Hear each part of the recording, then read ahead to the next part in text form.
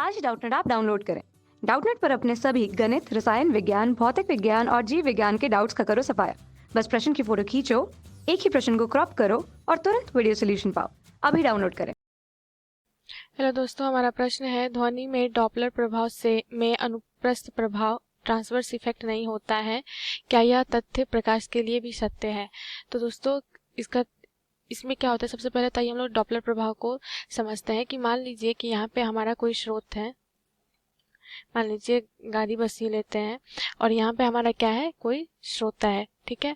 तो ये क्या करेगा कि मान लीजिए अगर ये हॉर्न बजाता है तो इससे क्या होगी, ध्वनि उत्सर्जित होगी और ये क्या होगी, श्रोता तक पहुंचेगी। श्रोता तक पहुंचने से क्या होता है कि मान लीजिए कि अगर श्रोता और इसके बीच में दूरी मान लीजिए अब अगर अभी x है, तो इसकी जो ध्वनि होगी, ध्वनि की जो यहाँ पे ये इसकी जो ध्वनि की आवृत्ति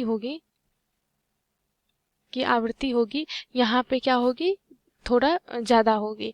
अगर दूसरी स्थिति में अगर मान लीजिए कि यहाँ पे हमारा स्रोत है और ये ध्वनि उत्पन्न कर रहा है और श्रोता क्या हो रहा है, कुछ दूरी मान लीजिए y दूरी यानी x से ज़्यादा दूरी पे खड़ी है, तो इसमें जो ध्वनि की आवृत्ति होगी, इसमें ये जो ध्वनि की आवृत्ति होगी वो क्या हो जाएगी, घट जाएगी, आवृत्ति घट जाएगी। मतलब क्या हो रहा है, और अगर x से कम दूरी पे मान लीजिए यहाँ कहीं श्रोता आ जाए तो क्या होगी, ध्वनि की आवृत्ति ज़्यादा हो जाएगी या मतलब ज़्यादा ध्वनि इसे सुनाई देगी।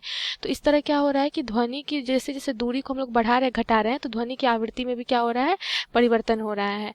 तो इसी प्रभाव को हम लोग क्या बोलते हैं, डॉपलर डॉपलर प्रभाव बोलते हैं। मतलब कि ध्वनि की आवृत्ति का क्या करना, दूरी के सापेक्ष बदलना क्या कहलाता है, हमारा डॉपलर प्रभाव कहलाता है। और अनुप्रस्थ प्रभाव हम लोग समझते हैं कि अनुप्रस्थ प्रभाव क्या होता है।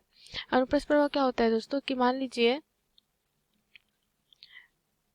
जब कोई भी चीज दोलन करती है, ठीक है, तो दोलन करने में क्या होता है कि जो उसकी जो कण होती है, दोलन करने की जो कण होती है, अगर वो क्या करे, तरंग संचरण की दिशा के लंबवत होती है, तरंग संचरण दिशा के लंबवत होती है, तो इस तरह की तरंग को हम लोग क्या कहते हैं, अनुप्रस्थ तरंग कहते हैं। तो दोस्तों ये दोनों हमने समझ लिया कि डॉपलर प्रभाव और अनुप्रस्थ प्रभाव क्या होता है। तो इसमें बोला गया है कि डॉपलर प्रभाव में क्या होता है, अनुप्रस्थ तरंग, अनुप्रस्थ प्रभाव नहीं होता है। अनुप्रस्थ प्रभाव क्या होता है, नहीं होता है। तो फिर बोला जा रहा है कि क्या यह तथ्य प्रकाश के लिए भी सत्य है? तो नहीं, ये प्रकाश के लिए सत्य नहीं है,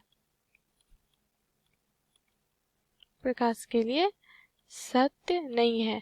क्यों नहीं है? क्योंकि दोस्तों जब हम लोग प्रकाश की क्या करते हैं, प्रकाश एक तरंग की तरह कार्य करता है। जब इस सिद्धांत पे हम लोग जाते हैं तो प्रकाश की दो गति में काम करती है। पहला क्या होता है, हमारा अनुप्रस्थ तरंग होता है, अनुप्रस्थ तरंग तरह कार्य करता है, और दूसरा एक अनुदैर्ध्य तरंग होता है, अनुदैर्ध्य तरंग भी क्या होता है।